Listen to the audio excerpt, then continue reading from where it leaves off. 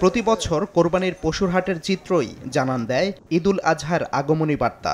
অন্যবার ঈদের প্রায় 15 দিন আগেই হাটের প্রস্তুতি সম্পন্ন হলেও এবার ঢাকার 2 সিটি কর্পোরেশনের দরপত্রের কার্যক্রমে দেরি হওয়ার পাশাপাশি বৈরী আবহাওয়ায় পিছিয়ে গেছে হাট প্রস্তুতের কাজ।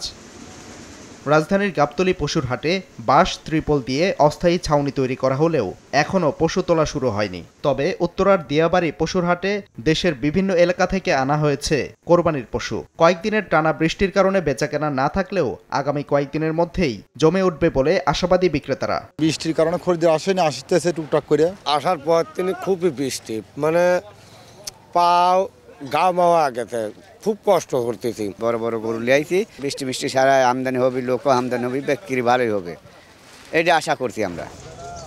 কোরবানির হাটে এবার 1,20,000 টাকা দামের গরু থেকে 2.5 লাখ টাকার গরুর সংখ্যাই বেশি। তবে এখনও দিয়াবাড়ি হাটে ওঠা সবচেয়ে বড় গরুর দাম 9 লাখ টাকা। ক্রেতাদের অভিযোগ, গত বছরের তুলনায় এবার পশুর দাম কিছুটা বেশি। বিক্রেতারা বলছেন, গোখাদ্যের দাম বৃদ্ধির কারণে বাড়তি এবার পশুর দামও।